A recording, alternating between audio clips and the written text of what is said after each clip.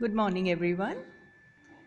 Myself, Dr. Sarita, and today we are going to do the poem Women in Dutch Painting by Eunice de Souza. Teacher, critic, poet, writer for children, novelist, Eunice de Souza is a well known and much appreciated poet whose distinctive voice, with its ironic and cynical inflections, as seen in her first collection for Fix 1979, has become softer in subsequent volumes but continues nonetheless to provoke thought and introspection. The closely observed details and analysis of the Catholic community seen in Fix was taken as a betrayal by members of her community, but her work is significant for not just the anger that powers it, but also her eye for the particular and her ear for speech patterns and nuances. Many of D'Souza's verse consists of short, imagistic pieces that create a picture and embroider it. Her tone is observant and seemingly detached, with an underlying anger at society's structures which can almost be overlooked. About the poem, Women in Dutch Painting, with its dedication for Melanie Salgado, is the title poem of the eponymously named collection published in 1988. Her social concerns continue to be visible, but there is a softening of tone and measure of acceptance visible, which were not aspects of Fix. To better understand the poem, it is necessary to look at some paintings of women by Dutch painters such as Johannes Vermeer, Peter D. Hooch, and Rembrandt. The women in their paintings are mostly set in domestic spaces, yet seem to have an independent life of the interior that transcends those domestic spaces. Eunice de Souza's poems looks at women, such as the ones seen in Vermeer's paintings, and then moves the vision to similar women that she knows in real life. There is understanding and acceptance, even a note of appreciation in de Souza's analysis of these women.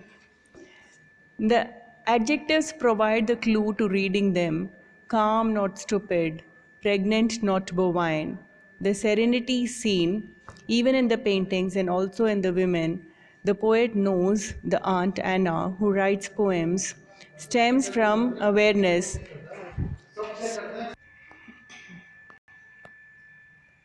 You will see in the painting shown on the screen the serenity in the paintings, and also in the women, and the poet knows the Aunt Anna who writes poems stems from awareness and a life embracing perspective, not from resignation or lack of understanding, an indication of inner strength and weakness.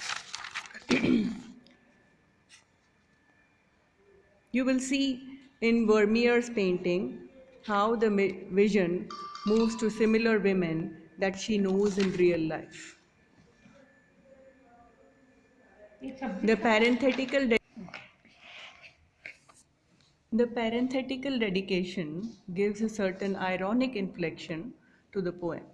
Eunice de Souza's student, Melanie Salgado, is herself a poet who writes in an often acerbic tone about women's issues and the social concerns and pressures associated with being female in the patriarchal Christian world to which she belonged. Let me read the poem out for you once. For Melanie Salgado. The afternoon sun is on their faces. They are calm, not stupid. Pregnant, not bovine. I know women like that, and not just in paintings. An aunt who did not answer her husband back, not because she was plain. An Anna who writes poems and hopes her avocado stones will sprout in the kitchen.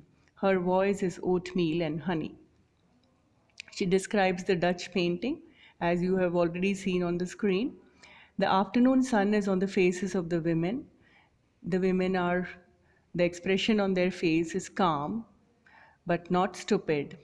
They are pregnant, but not bovine. Bovine is a word used for cows, and women are usually compared to cows, but which she says is not correct here. They are not stupid or bovine, they are calm and serene. I know women like that. The poet says she knows women like that, not just in paintings but in real life. An aunt who did not answer her husband back, not because she was plain or because she was stupid or because she was simple. And Anna who writes poems and hopes her avocado stones will sprout in the kitchen. Her voice is oatmeal and honey, sweet like oatmeal and honey. In this poem, in Women and Dutch Painting, Eunice compares the women in Vermeer's painting, Dutch painter, to those whom she knows in real life experience with understanding and acceptance. There is understanding and even a note of appreciation in de Souza's po- poems analysis of these women. The serenity seen in the paintings and also in the women, the poet knows the aunt Anna, who writes poems, stems from consciousness of a life embracing perspective, not from resignation or a lack of understanding, and indication of inner strength, not weakness. Although one can recognize a current of anger in D'Souza's poetry at the social and moral attitudes towards women in general, and those of the Goan Catholic community in particular, there is also a compassion and sympathy for their victimization caused by their passivity because of the use of word bovine, conformity, illusions, and acceptance of feminine norms set by a society hostile to them. There is understanding for the compulsions that make a woman silent and compliant. The parenthetical dedication provides a certain ironic tone to the poem. Eunice de Souza's student Melanie Silgado is herself a poet who writes in acerbic tone, as I told you, about women's issues of the social concerns and pressures associated with being female in the patriarchal Christian world to which she belonged. Studies in Indian English poetry complements D'Souza's self-assertion, which is completely bare and stripped. The authentic reference to her social, cultural, and personal experiences made her poems stand out in excellence and aesthetic sense. Let me read the poem once again for you so that you will understand it better. The afternoon sun is on their faces. With this perspective in mind, and with the introduction I have given you already, you just rethink about the poem. The afternoon sun is on their faces, on the faces of the women. They are calm, not stupid, because they write poems, they are intelligent, but they don't answer back. They are calm, not stupid, pregnant, not bovine, pregnant with a child, but not bovine, not like cows, unthinking.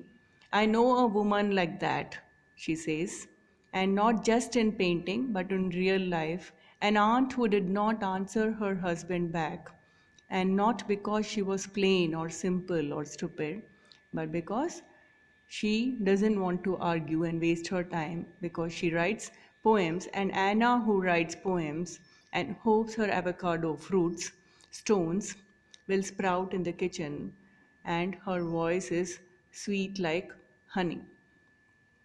I hope you would have seen the feminist perspective of the poem. This much for today. Thank you.